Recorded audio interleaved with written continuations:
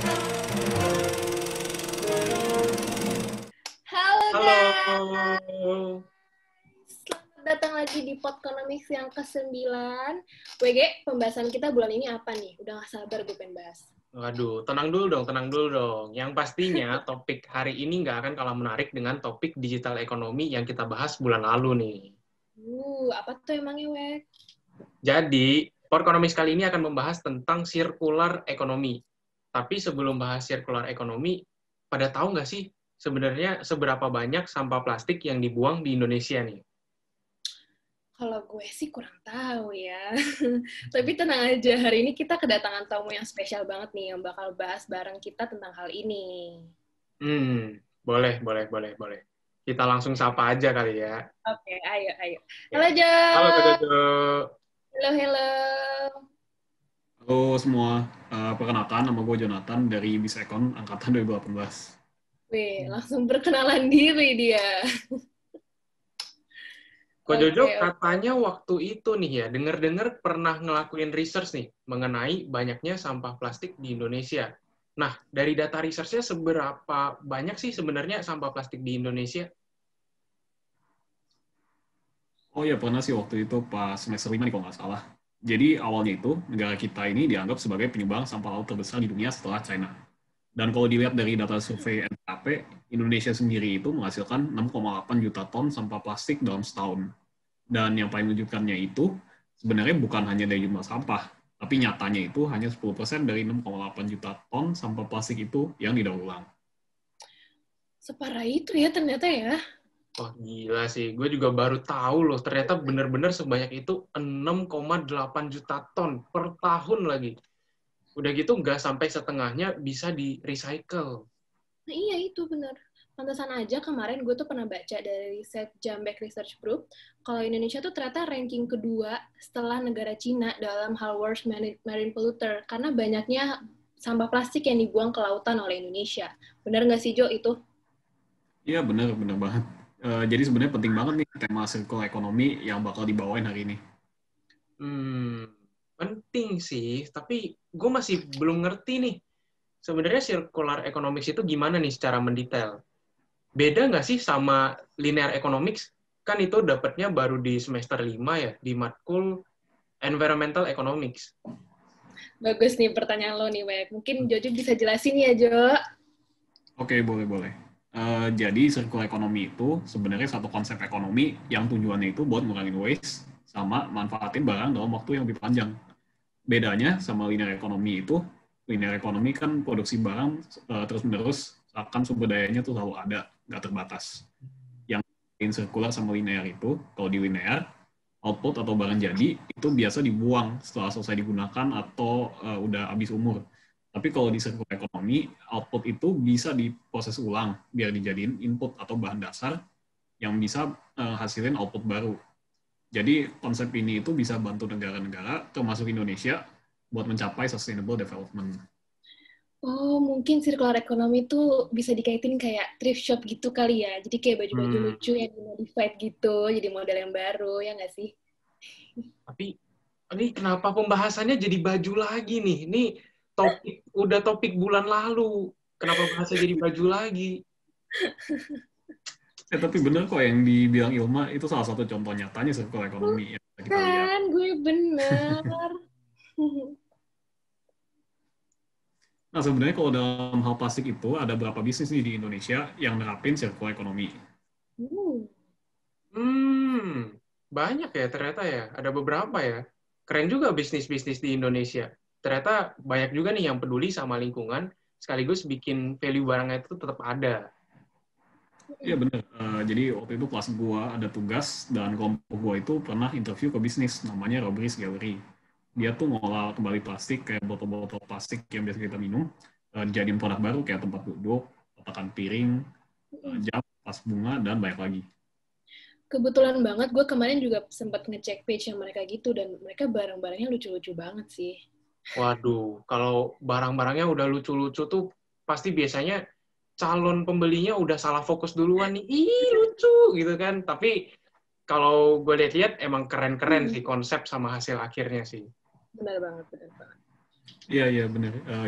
Jadi produk itu lebih ngarah ke barang dekor yang ada estetik, dan pastinya value yang customer dapat dari Robris Gallery punya produk itu mereka ikut kontribusi sebenarnya dalam mengurangi jumlah sampah plastik di Indonesia.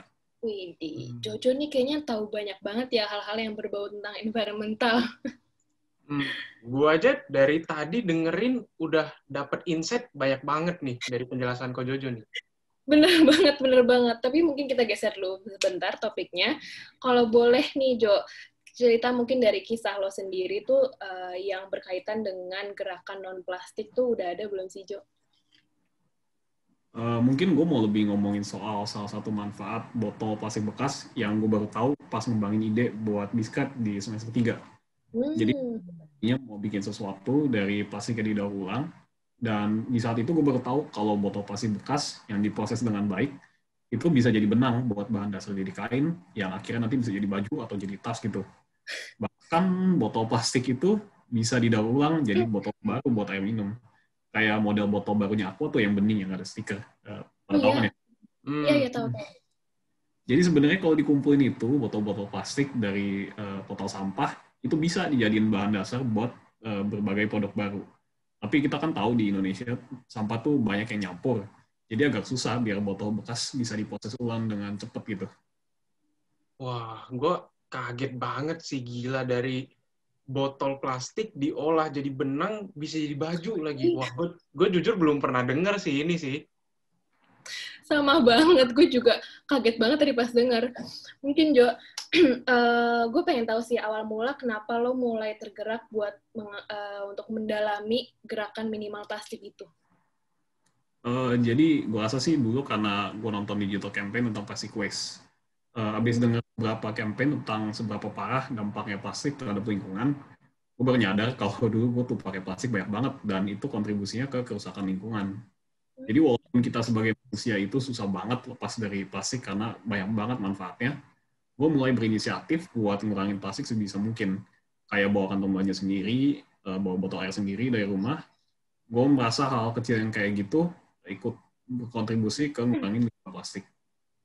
Wah, gue salut banget sih, Ko Jojo udah keren banget nih. Dari campaign langsung bisa punya inisiatif sendiri nih, nggak semua orang nih bisa kayak gini. Betul banget. Dan sebenarnya gerakan kayak gini tuh udah banyak banget gak sih kita dengar. Sekarang tinggal gimananya aja kita bisa ikutan berkontribusi buat hal ini gitu. Gue aja udah mulai termotivasi nih, dikit-dikit nih, buat pengen ikut kontribusi juga nih gue nih. Betul. Bagus tuh, Wek. Jadi sebenarnya selain circular economy itu bisa ngebantu negara untuk mengurangi pengeluaran sampah plastik yang sebenarnya tuh ini bisa dijadikan ide bisnis juga gitu loh. Tapi sebenarnya dari sini kita juga sebagai individu gimana kita bisa berkontribusi untuk memberikan efek yang lebih besar nantinya gitu. Bener nggak sih, Jo? Iya, setuju banget. Jadi setiap kita tuh harus ngambil langkah kecil dalam hal ini. Karena kita nggak tahu seberapa buruk hasilnya kalau nggak ada yang memulai. Benar-benar.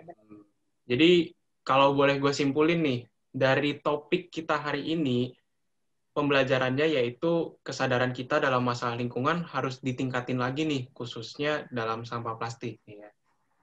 Betul banget. Dan juga banyak banget yang kita bahas dari hari ini ya, dari Jojo, dari insight-insightnya banyak banget.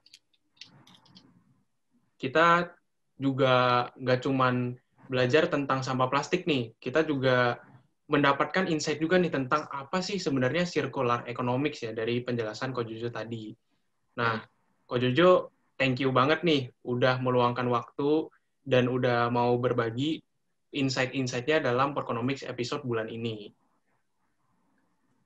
Iya, thank you juga buat undang-undang gua di Podkonomics kali ini buat sharing tentang plastic waste dan circular economy. Thank you juga buat yang udah nonton semua. Nah, semoga semua penonton dan pendengar juga bisa banyak belajar ya dari topik kita hari ini nih. Betul banget, dan jangan lupa juga untuk terus ikutin kita di episode-episode berikutnya yang pastinya nggak bakal kalah seru. Nah, tapi bentar dulu nih, ada berita penting nih. Apa tuh? Jadi bulan depan, Podkonomics kayaknya bakal istirahat dulu deh, 1 bulan. Kenapa? Karena bulan depan bakal ada episode baru dari Best Talks. Oh, iya benar-benar. Kalau gitu nggak apa-apa, Podkonomis libur dulu sebulan ya guys. Tapi tenang aja, Best Talks tuh juga pasti nggak bakal kalah seru. Bener banget. Jadi kalau mau tahu bener-bener kehidupan anak Prasmul tuh gimana sih, terutama kehidupan anak-anak bisnis economics. Udah paling bener deh kita dengerin Best Talks. Oke, bener banget. Ngomong-ngomong Wek, kayaknya kita harus udahan dulu nih.